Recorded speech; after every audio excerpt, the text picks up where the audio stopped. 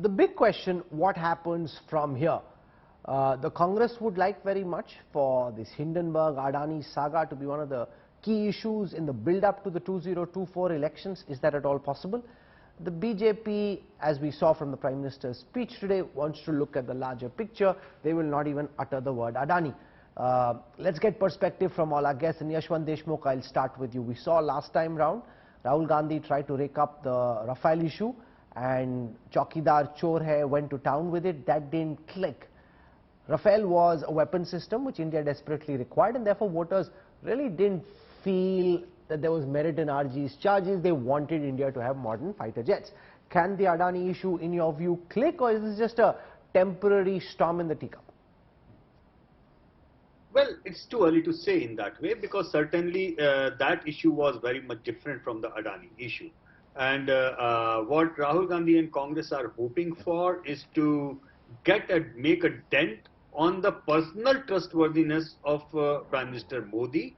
This is why probably the Prime Minister made more than on one occasion, tried to underline the fact that people trust him, not because of something, but way too many things that he has worked for. I think that's where that point was coming from. However, Rahul, I feel that one line which probably was most interesting for me, which I felt that could be the campaign line for the next 12 months or so, is that 10 years of UPA versus 10 years of Modi Sarkar. I think this is where Prime Minister is trying to push it and take it beyond just a singular issue. And that idea that you converted opportunity into adversity because you were corrupt, lethargic, there was policy paralysis. Exactly. So Anshu Abhijit, and I dealt with the greatest adversity that any government has had to deal with in the past 100 years, and I've taken the country to a better space, and India is on the verge of a great growth cycle. 10 years of UPA versus 10 years of NDA. Where does the Adani saga stand in all of that? Can it actually become the big issue according to you?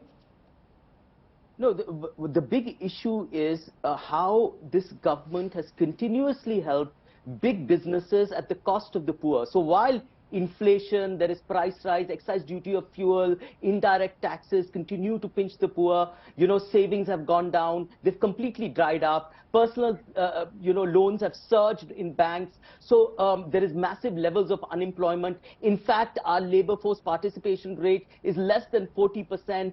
We're not even taking into account those people who are not even seeking work. It's the lowest among all G20 countries, if you want to compare it with G20, because everyone is so, proud about G20, so be it. Your per capita GDP is the lowest among G20 countries.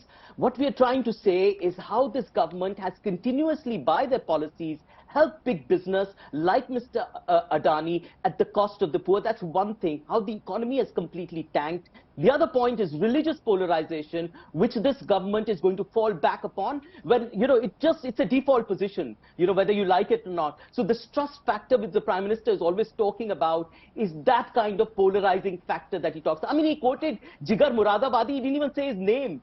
Right? So this Hindu-Muslim thing, he keeps doing that all the time. So therefore, he can bypass all kinds of economic issues because he knows. But Rahul Srivastava, to a great extent, it comes down to what someone wants to believe. If they believe in Modi, they'll say Shazia sahi bol rahi hai. If they don't like Modi, they'll say, nahi yaar, Rahul better ho gaya pehle se, and what Anshul is saying has some traction. Ultimately, it just comes down to the word the Prime Minister used, which is bharosa. Who do people believe? And there, Rahul Gandhi, frankly, has a lot of catching up to do, because the mood of the nation that Yashwant was just speaking about showed Modi around 60 and Rahul at 30. So that's the gap, with about a year plus to go for the elections.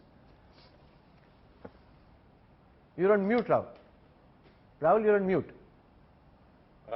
Rahul, usually in India, in corruption cases, the charge sticks when the credibility is down because of certain reason. And if you see Bofors, Rajiv Gandhi government was in trouble because of several issues. There was Shah Bano, Temple, all those things were happening, and in that Rajiv Gandhi was a very beleaguered politician. Then you see the UPA government, it faced corruption charges because that government was making tremendous amount of mistakes. The government was in disarray, decision making was very shoddy, and then the corruption charges come. Second, you have to create something tangible to let the corruption charges stick, Rahul. Where is the corruption? Now, yes, there should be a probe. Everybody will say that. But for the public, in a country where 3% are using share market to tell them कि share गिर गया, बाजार गिर गया, LIC and SBI may lose money. Investors may lose money. So you're trying to say that right now there is no loss, but there is a threat.